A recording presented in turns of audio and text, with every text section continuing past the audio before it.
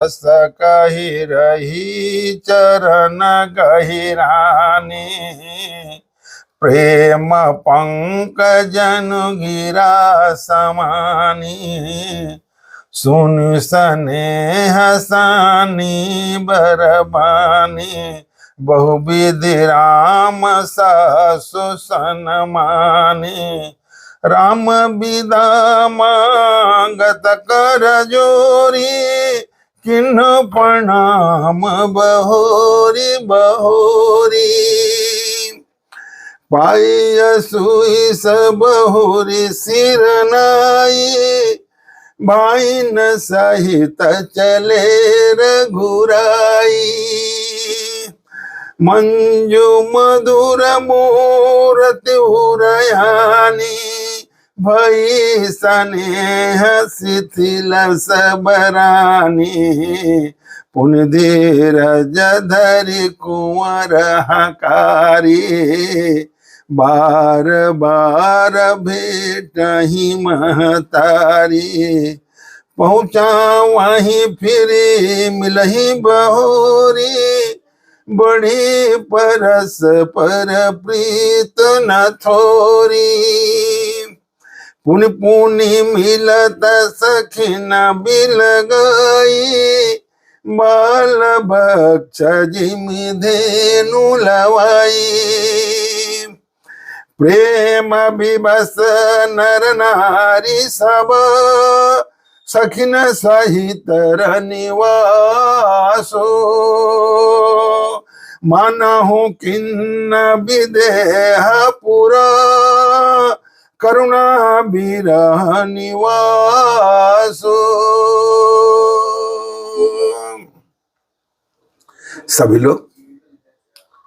लोग विदा मांग रहे हैं, सभी लोग जा रहे हैं, प्रेम से विह्वल है, सबके नेत्र जो है भरे हुए हैं और अश्रु की प्रवाह चल रही है, अश्रु की जलधारा बह रही है, जैसे पानी बह रही है उसी तरह आंखों से अश्रु बह रही है। सब लोग विदा कर रहे हैं,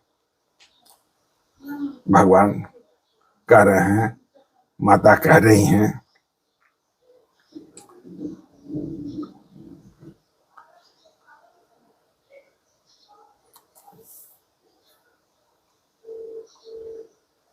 कह रहे हैं कि तुम पूर्ण काम हो। हे प्रभु, राम जी वो कह रही हैं माताएं,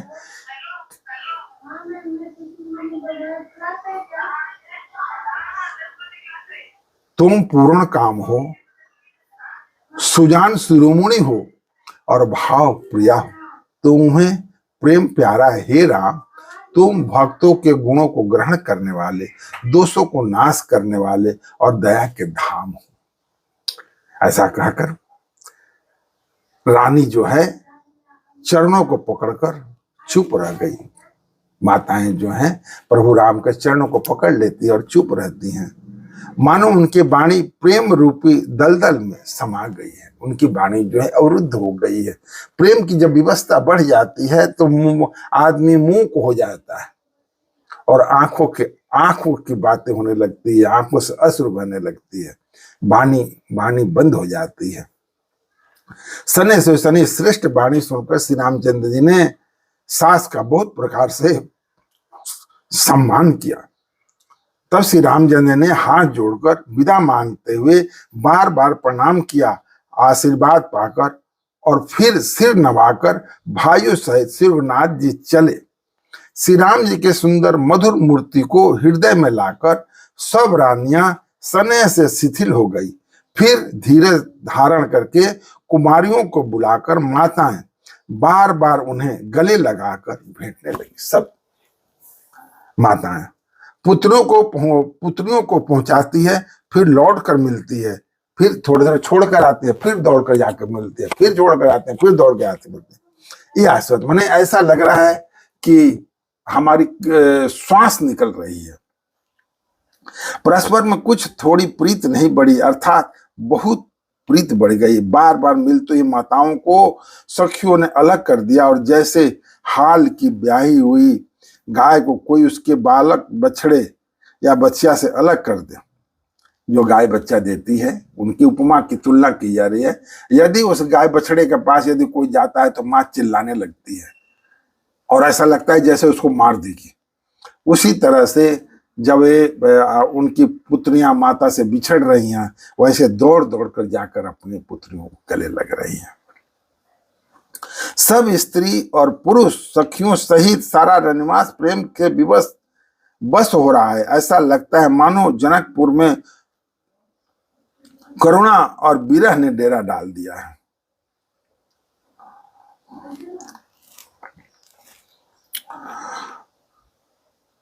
सुख सुख सारी का जाना की जाए, काना का पिंजरा ने राखी पढ़ाए। सुनिए क्या कर रहे हैं। सुख सारी का जान की जाए, काना का पिंजरा न राखी पढ़ाए। बाकुल काहीं कहाँ बैदेही, सुन धीरज परिहराई न केही। भय बिकल खग मृग यही भांति, मनुज दशा कैसे कही जाती। बंधु समेत जन को तब आए, प्रेम उमगिलोचन जल छाए। सिया बिलो की धीरता भागी, रहे कहावत परम विरागी। लिन्नी राय उरलाई जानकी, मिटी महामर जात ज्ञान की।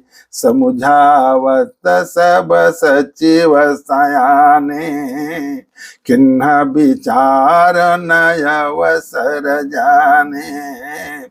12 बार सुता उरलाई, सज सुंदर पालकी मंगाई। प्रेम विवश परिवार सबो, जानी सुलगन नरेश। कुंवरी चढ़ाई पालकिन, सुमिरे सीधे गणेश। प्रेम की व्यवस्था,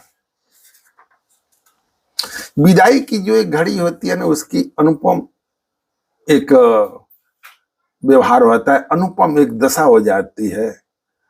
जब लड़की अपने माँ बाप को छोड़कर ससुराल जाने लगती है, तो उस टाइम की जो दशा है उसका वो अवर्णीय है, उसकी वर्णन नहीं की जा सकती है। वो इतना शोकाकुल और विरह और इतना कष्टदायक होता है कि ऐसा लगता है कि ऐसे जीव जो है आत्मा को छोड़ रहा है, शरीर से प्राण निकल रही है, उसकी हालत हो जाती है। माताएं, बहनें, भाई, पिता, वो पूरा घर आंसुओं से भर जाता है और विरह वेदना से सन जाता है।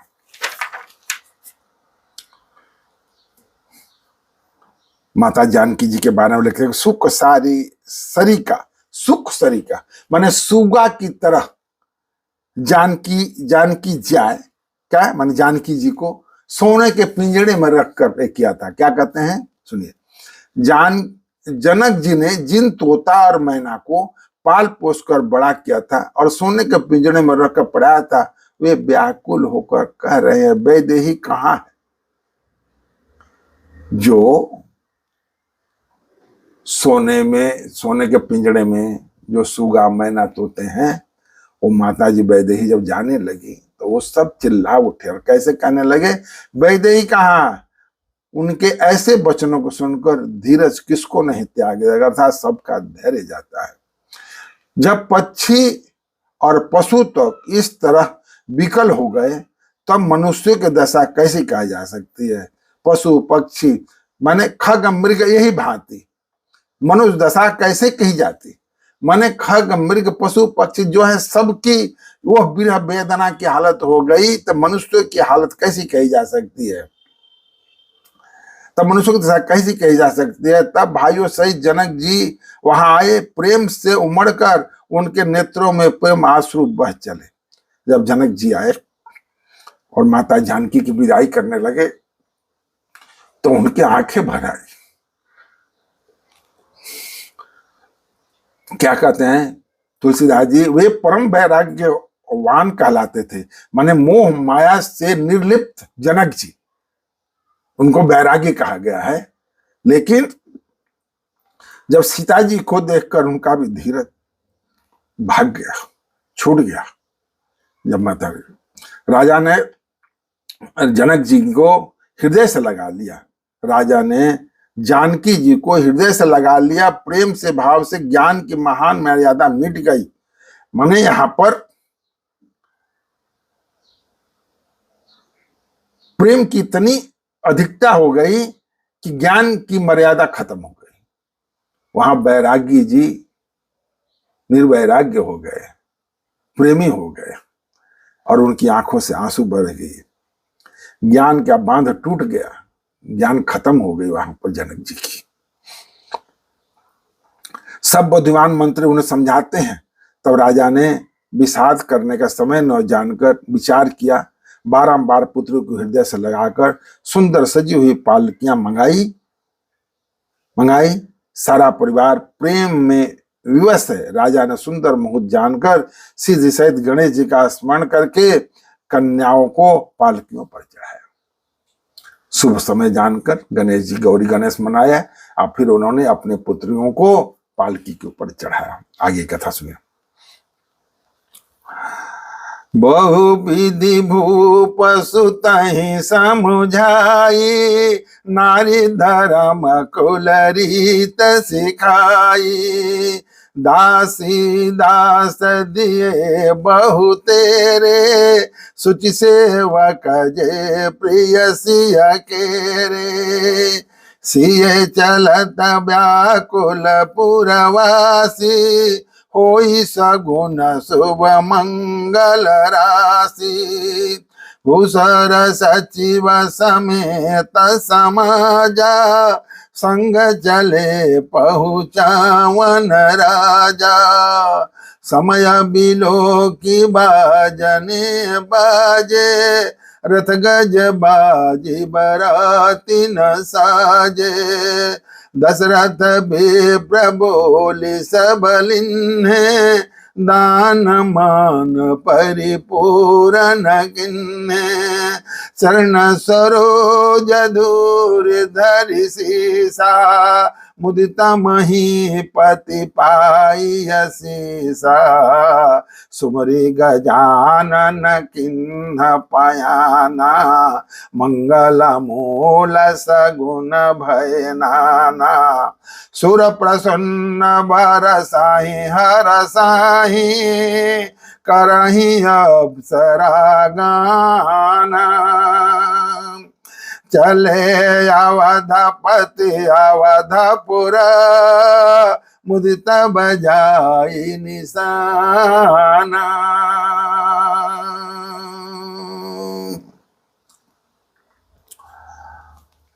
राजा जी ने जनक जी ने शुभ समय समझकर गौरी गणेश बनाकर अपने पुत्रियों को पालकियों में बैठा रहे हैं। राजा ने पुत्रों को बहुत प्रकार समझाया और उन्होंने स्त्रियों का धर्म और कुल की रीति सिखाई। बहुत से दासी दास दिए जो सीता जी के प्रिय और विश्वास पात्र सेवक थे। हर माता पिता जब अपनी पुत्री की विदाई करता है तो उसको जितनी समझ है, जितने ज्ञान है, वो अपने ज्ञान के अनुसार अपने पुत्री को समझाता है। पहली बात वो यही कहता है कि बेटा, यहां से तेरी शरीर जा रही है, ससुराल से अर्थी निकलनी चाहिए। पहली बात यही माँ कहती है, हे बेटी, तेरे कंधे पर ऊपर 2 कुलों का भार है।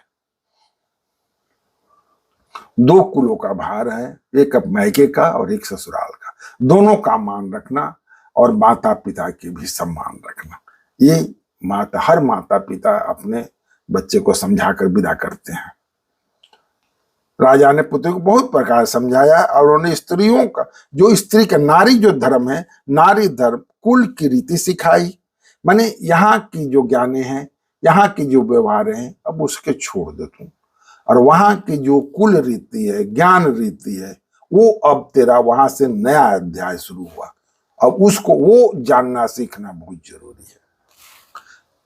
दान दासी दिए और सीता जी के प्रिय और विश्वासपात्र सेवक भी दिए। सीता जी के चलते समय जनक पूर्वासी व्याकुल हो गए। मंगल की राशि, शुभ शगुन हो रहे हैं। ब्राह्मण और मंत्रियों के समाज सहित राजा जनक जी ने उन्हें पहुंचाने के लिए साथ चले।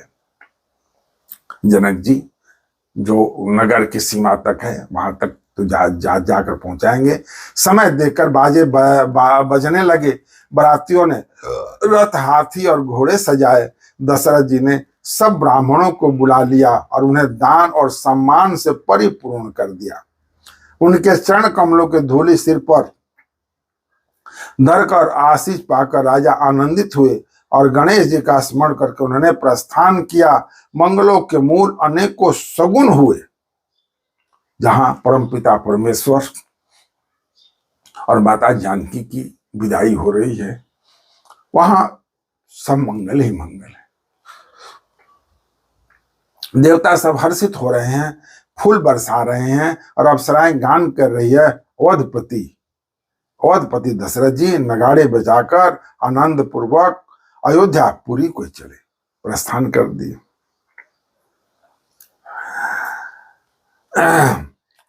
नृपकरि विनय महाजन फेरे, सादर सकल मांगने टेरे।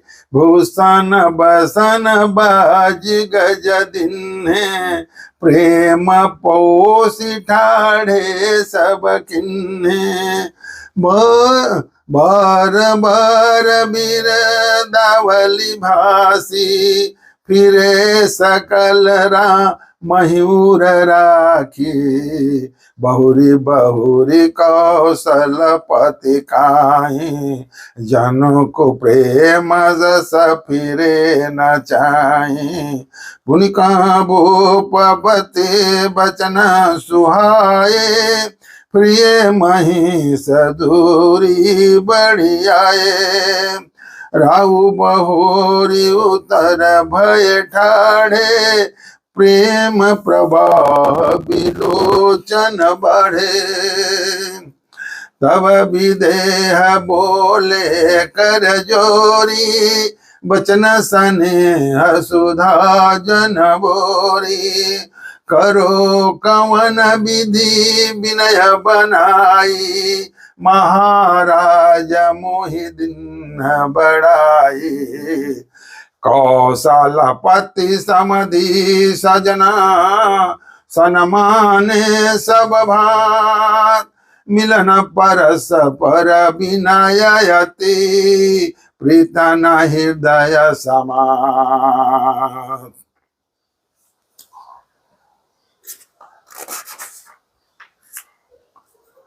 सब लोग विदा हो रहे हैं, जा रहे हैं। जनक जी बहुत दूर तक चले आए, नगर की सीमा से भी आगे चले गए। तो राजा दशरथ जी ने विनती करके प्रतिष्ठित जनों को लौटाया और आदर के साथ सब मंगनों को बुलाया और उनके गहने, कपड़े, घोड़े, हाथी दिए और प्रेम से पुष्ट करके सबको संपन्न अर्थात बल युक्त कर दिए। वे सब बार बार बिरदावली, बखान और श्री राम जी को हृदय में रखकर लौटे। कौशल देश दशरथ जी बार बार लौटे कहते थे, परंतु जनक जी प्रेम विवश लौटना नहीं चाहते थे। दशरथ जी ने फिर सुहावने वचन के, हे राजन बहुत दूर आ गए, अब लौटिए। फिर राजा दशरथ जी रथ से उतरकर खड़े हो गया। उनके नेत्रों में प्रेम का प्रवाह बढ़ आया, प्रेम अश्रु की धारा बह चली। तो अब जनक जी हाथ जोड़कर मानो स्नेह रूपी अमृत में डूबकर वचन बोले,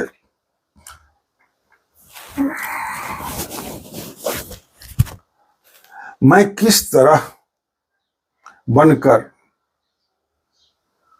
मैं किस तरह बनाकर विनती करूं, मैंने किन शब्दों से आपकी विनती करूं, कैसे विनती करूं।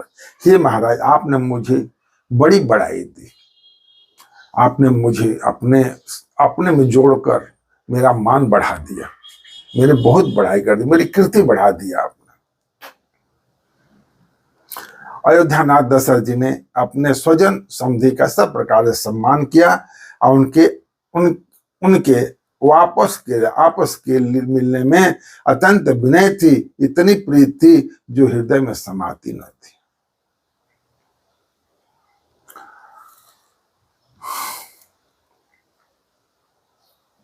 राजा दशरथ जी जनक जी को विदा किए और फिर दोबारा मिलने के लिए किए। पुनि मंडली जनक सिर नावा, आशीर्वाद सबहि सन पावा।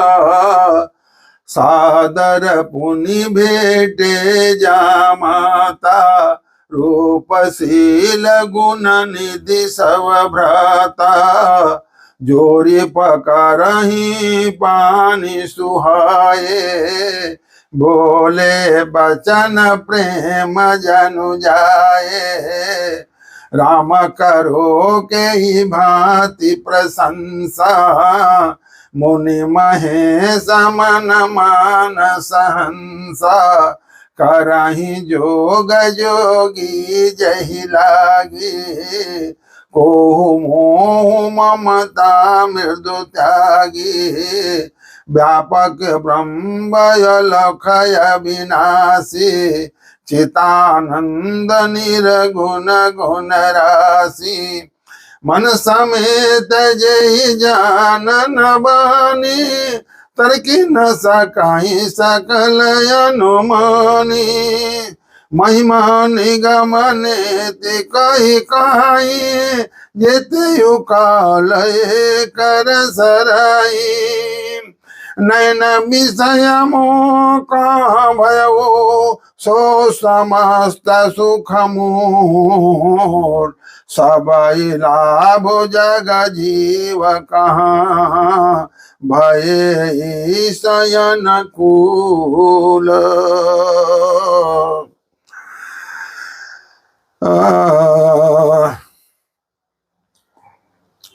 सब लोग जो हैं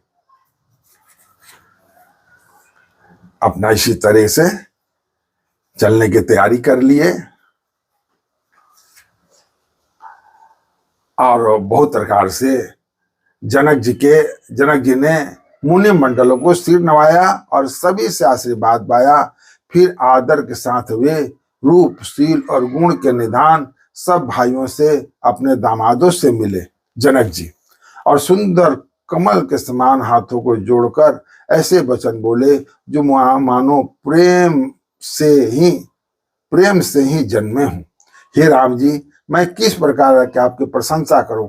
आप मुनि और महादेव जी के मन रूपी मान सरोवर के हंस हैं। योगी लोग जिनके लिए क्रोध, मोह, ममता और मद को त्याग कर योग साधना करते हैं, जो सर्वव्यापक ब्रह्म, अव्यक्त, अविनाशी, चितानंद, निर्गुण और गुणों के राशि हैं। ये जनक जी कह रहे हैं भगवान राम को, जिनको मन सहित